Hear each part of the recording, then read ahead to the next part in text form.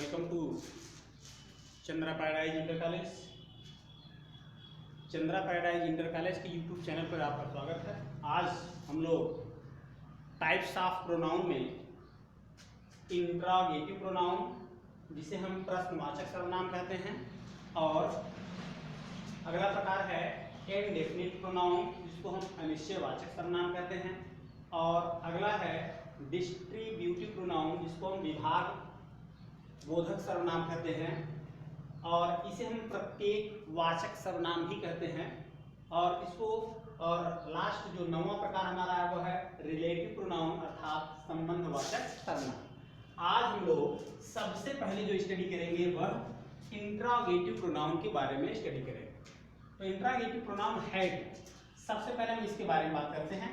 Interrogative pronoun नाम से स्पष्ट है, प्रश्नवाचक सर्वनाम।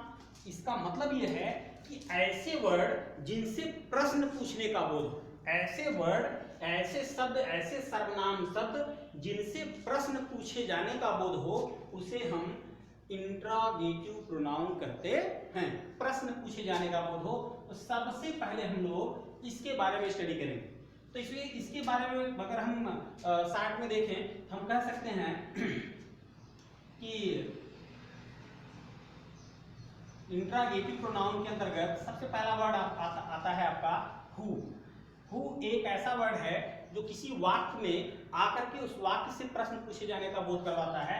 तो हु माने कौन होता है? हु मीन्स क्या होता है? कौन। सभी लोग जानते हो इसको। हु माने कौन होता है, और यह किसका काम करता है? कर्ता का काम करता है। किसका काम करता है? ये कर्ता, सब्जेक्ट का काम करता है, जिसको हम कहते हैं सब्जेक्टिव केस में ये यूज होता है। किस केस में यूज होता है? सब्जेक्टिव केस में यूज होता है इसका, यानी कर्ता कारक, कर्ता के रूप में, सब्जेक्ट एज अ सब्जेक्ट, यानी सब्जेक्ट के रूप में इनका प्रयोग होता है। तो ये कर्ता बन करके जब किसी वाक्य में प्रश्न पूछने के लिए प्रयोग किया जाता है तो ये कर्ता का काम कर रहा होता है ऐसी अवस्था में। और दूसरा वर्ड आपका है whom। whom एक ऐसा वर्ड है जो whom माने होता है किसको। whom माने क्या होता है? किसको होता है। whom माने किसको होता है। ये क्या करता है? कर्म का काम करता है। किसका काम करता है? ये कर्म का काम करता है, ऑब्जेक्ट का काम करता है। इसीलिए हम इसको कहते हैं ऑब्जेक्टिव केस। क्या कहते हैं हम इसको? ऑब्जेक्टिव केस हम इसे कहते हैं। ऑब्जेक्टिव केस कहते हैं, ऑब्जेक्ट से ऑब्जेक्टिव केस बना हुआ है, कर्म का काम करता है। किसी वाक्य में कर्म की भूमिका में आता है लेकिन प्रश्न पूछने का बोध करवाता है। और अगला वर्ड हमारा है हुज। अगला वर्ड हमारा है हुज। हुज भी किससे या किसके का सेंस करके आता है, किसे या किसके के सेंस में करके आता है। यह भी अपने अर्थ के रूप में ऐसे आता है। और ये किसका काम करता है? ये जो है हमारा संबंध का काम करता है, संबंध कारक का काम करता है। संबंध कारक, संबंध कारक का काम करता है। संबंध कारक जिसको हम कहते हैं पजेसिव केस के रूप में आता है। किसके रूप में आता है? पजेसिव केस के रूप में आता है। पजेसिव केस के रूप में आता है। ये जो वर्ड आते हैं, और हमारे पास कौन सा वर्ड आता है? व्हाट का प्रयोग किया जाता है। व्हाट माने सभी लोग जानते हो क्या अर्थ होता है। और किस कौन सा वर्ड आता है? विच वर्ड आता है। विच का इस्तेमाल भी होता है, प्रायः देखा जाता है। ये जो क्या होता है? व्हाट का प्रयोग प्रायः निर्जीव चीजें के लिए प्रयोग किया जाता है, निर्जीव वस्तुओं के लिए प्रयोग किया जाता है। निर्जीव वस्तुओं के लिए निर्जीव वस्तु के लिए इसका प्रयोग, व्हाट का प्रयोग निर्जीव वस्तु के लिए किया जाता है। और ये विच का प्रयोग किसके लिए किया जाता है? व्यक्ति के, कभी कभी व्यक्ति के लिए भी किया जाता है, वस्तु के लिए भी किया जाता है, व्यक्ति के लिए किया जाता है, वस्तु के लिए भी किया जाता है, और यह जानवरों के लिए भी किया जाता है। किसके लिए किया जाता है? जानवरों के लिए भी किया जाता है, जानवरों के लिए प्रयोग किया जाता है। ये तमाम चीजों के लिए इसका प्रयोग किया जाता है। ये जो वर्ड होते हैं ये आते हैं किसके अंतर्गत? इंट्रोगेटिव प्रोनाउन के अंतर्गत इनका अध्ययन किया जाता है। अगर इंट्रागेटिव प्रोनाउन के अंतर्गत किया जाता है तो हम अगर इसका वाक्य में प्रयोग करना चाहें तो वाक्य में भी इसका प्रयोग कर सकते हैं। अगर एक एक शब्द का इस्तेमाल करके हम वाक्य में भी इसको ले सकते हैं।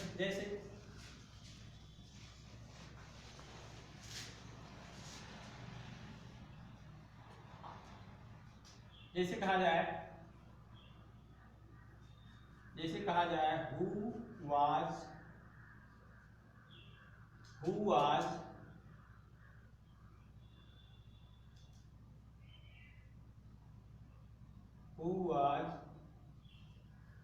देयर।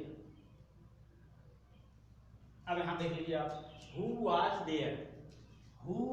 देयर वहां कौन है।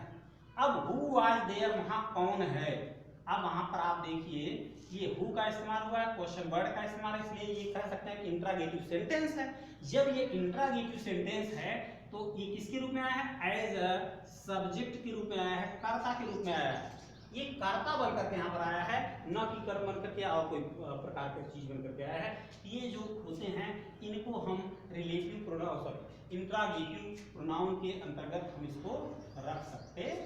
इस प्रकार से देख सकते हैं हु का प्रयोग किससे हुआ, हु वाज देयर वहां कौन है। यहाँ कौन कर्ता का काम कर रहा है, क्यों, क्योंकि अगर किसी क्वेश्चन वर्ड के तुरंत बाद अगर कोई सहायक क्रिया प्रयोग की गई हो, अगर हु के बाद तुरंत कोई सहायक क्रिया प्रयोग की गई हो लेकिन उसमें और कोई नाउन वर्ड या और कोई प्रोनाउन वर्ड न दिखाई दे, यानी कर्ता का की भूमिका में अगर कोई वर्ड न दिखाई दे, तो आप समझ जाइए कि कर्ता का काम कर रहा है। ऐसे आप देख सकते हैं। दूसरा वर्ड हमारा है होम। जैसे कहा जाए, हम कह सकते हैं एज ए सब्जेक्ट होम। जैसे कहा जाए whom was beaten, whom was beaten। अब देखो whom was beaten, whom was beaten किसको पीटा गया। अब किसको पीटा गया, जिसको पीटा गया, किसी को पीटा गया, क्या है, किसको से कर्म निकलता है, एज ए ऑब्जेक्ट के रूप में यूज हुआ, इसके रूप में हुआ एज अ ऑब्जेक्ट के रूप में यहाँ प्रयोग हुआ, और ये एज अ सब्जेक्ट के रूप में यूज हुआ। पजेसिव केस वह केस होता है जो किसी का संबंध बताने के सेंस में आता है। जैसे कहा जाए whose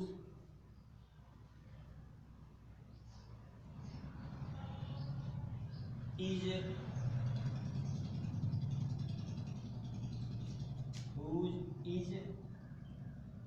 the pen,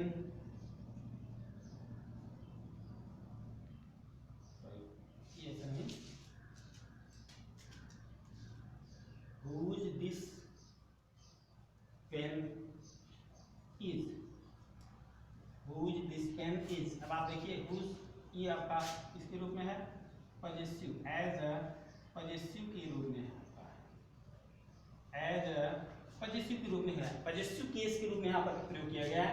इस प्रकार से हम समझ सकते हैं कि इंट्रागेटिव प्रोनाउन जो होते हैं, और जितने वर्डों को मैंने लिखा, फिलहाल बात बहुत डीपली नहीं चल रही है, आप जानते हैं इसके बारे में ज़्यादातर, इसलिए मैं बहुत शार्ट में थोड़ा थोड़ा आपको बता रहा हूँ। इस प्रकार से हम कर सकते हैं इंट्रागेटिव प्रोनाउन वह प्रोनाउन होता है जो किसी वाक्य में आकर के प्रश्न पूछने का बोध कराए या प्रश्न करने का भाव उत्पन्न करे, उसे हम जो है इंट्रागेटिव प्रोनाउन कहते हैं। अगला हमारा है सातवां इंडेफिनिट प्रोनाउन, अनिश्चयवाचक सर्वनाम। इंडेफिनिट प्रोनाउन अर्थात अनिश्चयवाचक सर्वनाम। तो आज हम लोग जो है इसके बारे में दूसरा अध्ययन हम लोग करेंगे इंडेफिनिट प्रोनाउन के अंतर्गत। नाम से स्पष्ट है, अनिश्चयवाचक सर्वनाम। अनिश्चयवाचक सर्वनाम, अनिश्चयवाचक मतलब ऐसे सर्वनाम शब्द या ऐसे प्रोनाउन वर्ड जो किसी वाक्य में आए लेकिन वो किसी निश्चितता की बात न करें, किसी निश्चित संख्या की या किसी निश्चित व्यक्ति की या किसी निश्चित वस्तु की ओर संकेत न करके जो है किसी अनिश्चित की बात करें, तो ऐसी अवस्था में हम कहते हैं क्या है, अनिश्चयवाचक सर्वनाम कहलाता है। अनिश्चयवाचक सर्वनाम, अनिश्चयवाचक सर्वनाम में जैसे कहा जाए सम, जैसे कहा जाए फ्यू, जैसे कहा जाए नन, जैसे कहा जाए एनी, जैसे कहा जाए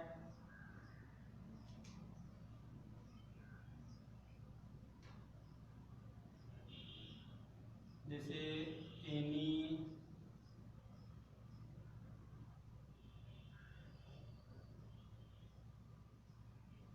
ऐसे तमाम इत्यादि वर्ड हैं, बहुत सारे वर्ड हैं जो आप इसके अंतर्गत ले सकते हैं इनको। आप इसको हम इसे सम है, सम, अब सम माने इसे कहा जाए कुछ व्यक्ति पढ़ रहे हैं या कुछ लड़के पढ़ रहे हैं। अब कुछ लड़के पढ़ रहे हैं तो अनिश्चित है कि कई लड़के हैं, उसमें संख्या की बात तो हो नहीं रही है। तो जब अनिश्चितता की बात आए, जब अनिश्चय बोधक की बात आए, तब आप समझ जाइए कि ये जो है क्या है, इनडेफिनिट प्रोनाउन है, अनिश्चयवाचक सर्वनाम है। अब आप देख सकते हैं जैसे कहा जाए some boys, some boys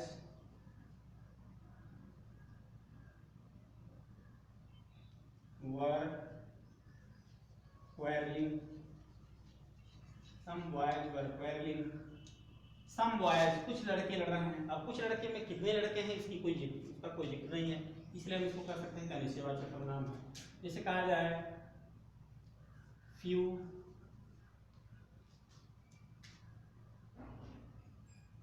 few water,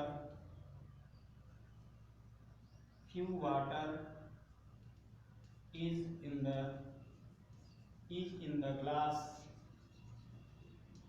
is in the glass, few water, कुछ पानी, few water, कुछ पानी जो है गिलास में है। अब कुछ पानी, यहाँ few माने कुछ पानी, पानी 1 घूंट है, 2 घूंट है, पूरा गिलास भर के है, आधा गिलास है, कितना पानी है, 20 ग्राम, 10 ग्राम, 50 ग्राम, कितना पानी से कोई निश्चित जिक्र नहीं हुआ, हम फ्यू का इस्तेमाल कर सकते हैं, तो ये भी आपका अनिश्चयवाचक में आ जाएगा। नन, नन माने कोई नहीं, नन माने कोई नहीं, यानी बिल्कुल है ही नहीं। अब नन हम कह सकते हैं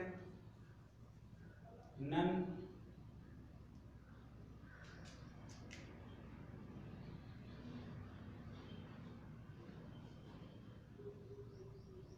decided, none decide it,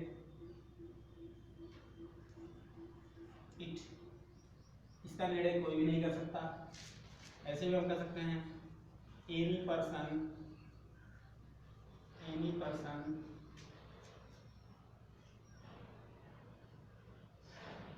any person, any person can, यहाँ नन कैन लिख दे, none can, any person can go there, any person can go there, कोई भी व्यक्ति वहां जा सकता है, कोई भी व्यक्ति जा सकता है। तो इस प्रकार से हम बात कर सकते हैं कि ये अनिश्चयवाचक सर्वनाम के अंतर्गत आते हैं, जिसको हम इंडेफिनिट सर्वनाम कहते हैं। तो इसके बाद हम स्टडी करते हैं अगला प्रकार का। अगला हमारा है डिस्ट्रीब्यूटिव प्रोनाउन। कौन सा प्रकार हमारा है? डिस्ट्रीब्यूटिव प्रोनाउन, जिसको हम कहते हैं विभाग बोधक सर्वनाम। आप ध्यान देखिए, जिसको हम कहते हैं विभाग बोधक सर्वनाम, विभाग बोधक सर्वनाम, विभाग बोधक सर्वनाम। अब विभाग बोधक इसको प्रत्येक वाचक भी कहते हैं, प्रत्येक वाचक भी इसको कहा जा सकता है, प्रत्येक वाचक भी इसको कह सकते हैं। इसमें जो आते हैं नाइदर, आइदर, नाइदर, आइदर,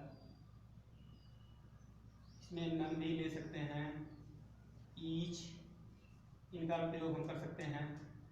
तो अब देखिए नाइदर, आइदर, नन, ईच, ये आखिर है क्या? सबसे पहले देखते हैं डिस्ट्रीब्यूटिव प्रोनाउन, विभाग बोधक सर्वनाम या प्रत्येकवाचक सर्वनाम आखिर है क्या? इसको परिभाषित रूप में अगर हम देखना चाहें तो हम कर सकते हैं विभाग बोधक अर्थात डिस्ट्रीब्यूटिव प्रोनाउन वह प्रोनाउन होता है जो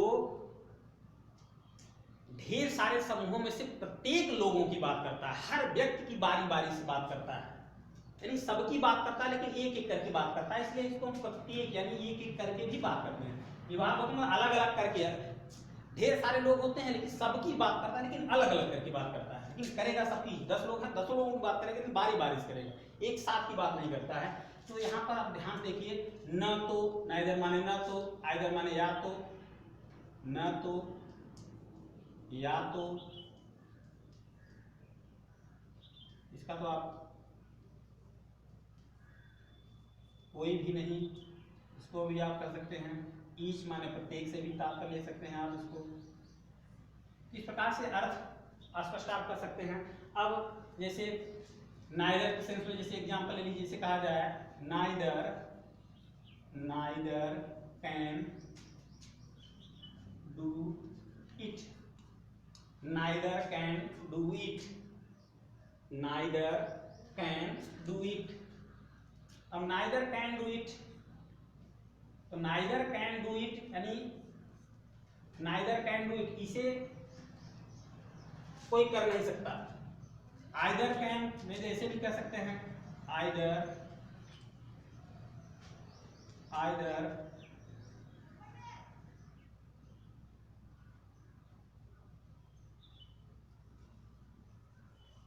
यू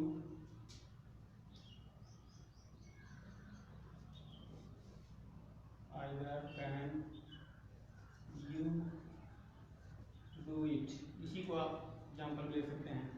नन में आप नन कैन डू इट आप ऐसे भी कर सकते हैं। ईच में आप प्रत्येक कर सकते हैं, जैसे कहा जाए ईच पर्सन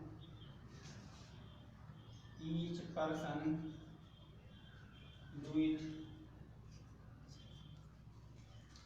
इस प्रकार से आप जो है वाक्यों को ले सकते हैं। तमाम वो वर्ड हैं जो तमाम वाक्य हैं, आप अलग अलग प्रकार के वाक्यों का निर्माण आप कर सकते हैं। तो इस प्रकार से जब प्रत्येक की बात करें, विभाग बोधक का मतलब होता है सब विभाग बोधक सर्वनाम, यानी प्रत्येक वाचक सर्वनाम इसको कहा जा सकता है। इसका मतलब होता है, इसका अर्थ होता है कि जब डिस्ट्रीब्यूटिव प्रोनाउन विभाग बोधक सर्वनाम प्रत्येक वाचक सर्वनाम का मतलब होता है कि ढेर सारे लोग हों, लेकिन हर व्यक्ति की बारी, हर व्यक्ति का जिक्र एक एक करके अगर किया जाए, तो ऐसे में हम कह सकते हैं कि यह विभाग बोधक जो है या फिर डिस्ट्रीब्यूटिव प्रोनाउन की बात हो रही है।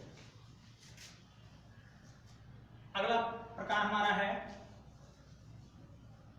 लास्ट प्रकार हमारा है प्रोनाउन में रिलेटिव प्रोनाउन, जिसको हम कहते हैं संबंधवाचक सर्वनाम। रिलेटिव प्रोनाउन संबंधवाचक सर्वनाम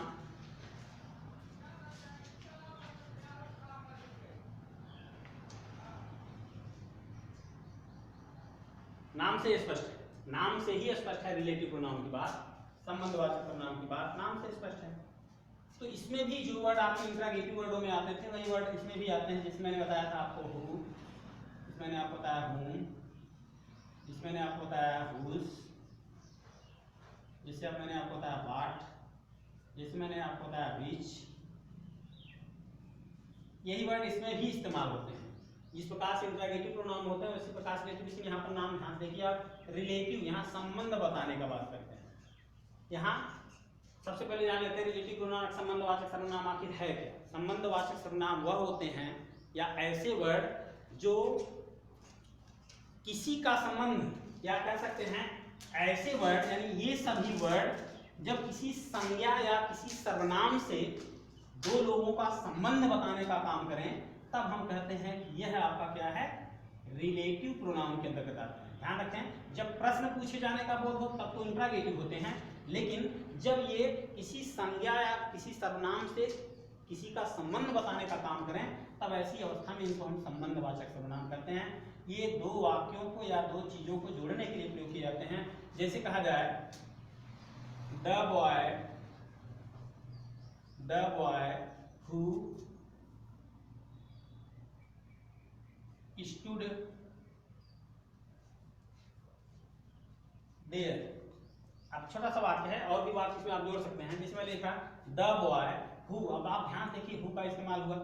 ये आपका मैंने पहले भी बताया आपको, ये जो है एज ए सब्जेक्ट काम करता है, ये एज ए ऑब्जेक्ट काम करता है, और ये जो है आपका पॉजेसिव के संबंध वाचक में काम करता है, और व्हाट जो है आपका निजी चीजों के लिए प्रयोग किया जाता है। विच का प्रयोग जो होता है आपका मैंने अभी आपको बताया था, जिस प्रकार से उसमें प्रयोग करता है उसी प्रकार से इसमें भी होता है।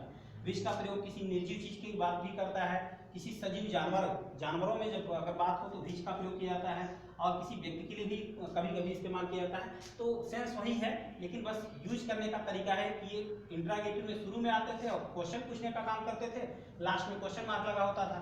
लेकिन इसमें क्या होता है, इसमें किसी संज्ञा का संबंध किसी वाक्य से बताने का काम करते हैं। अब आप ध्यान से देखिए, हु का इस्तेमाल किसके लिए हुआ है, हु का इस्तेमाल बॉय के लिए हुआ है, जैसे द बॉय यानी वह लड़का, हु माने जो कि। अब आप ध्यान देखिए, इसका अर्थ क्या बन गया, जो कि अर्थ बन गया इसका।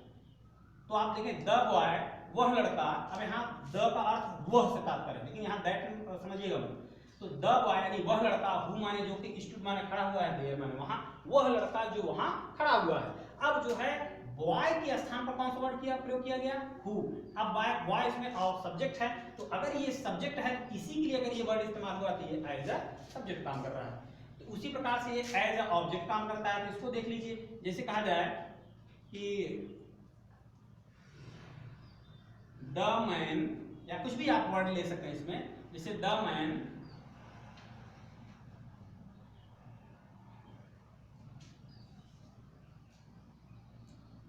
whom I beat। अब आप ध्यान देखिए, द मैन यानी वह आदमी। अब यहाँ पर देखिए, ये भी वर्ड इस्तेमाल हुआ है, किसके स्थान पर, मैन के स्थान पर प्रयोग किया गया। अगर आप इसको कर्ता समझ रहे हैं तो गलत कर रहे हैं, ये एज अ सब्जेक्ट नहीं है, ये एज अ ऑब्जेक्ट। अब सब्जेक्ट कौन है, सब्जेक्ट यहाँ पर आई है, क्योंकि काम कौन कर रहा है, काम आई बीट, मैं पीट रहा हूँ, तो मैं काम कर रहा हूँ, तो एज अ सब्जेक्ट मैं। यहाँ पर कर्ता मैं हूँ, लेकिन मैं के स्थान पर हूँ नहीं यूज हुआ, यहाँ पर मैन के स्थान पर यूज हुआ है। तो मैन एज अ ऑब्जेक्ट से द मैन वह आदमी, हूँ माने जिसको, आई बीट माने मैंने पीटा, यानी वह आदमी जिसको मैंने पीटा, यानी कि जिसको पीटा। अब किसको पीटा, तो आदमी को पीटा, क्या है, किसको से क्वेश्चन निकलता है, ऑब्जेक्ट निकलता है। तो देखिए किसको पीटा, मैन यानी आदमी को पीटा। अगर ये हूम वर्ड मैन के लिए आया हुआ है तो जाहिर सी बात है ये एज अ ऑब्जेक्ट है, लेकिन यहाँ पर एज अ सब्जेक्ट है, क्योंकि कौन लगाने पर आप क्या निकालेंगे, बॉय निकलेगा। यहाँ पर क्या है, किसको से आप ऑब्जेक्ट निकलता तो आप इसको निकालेंगे तो मैन निकलेगा।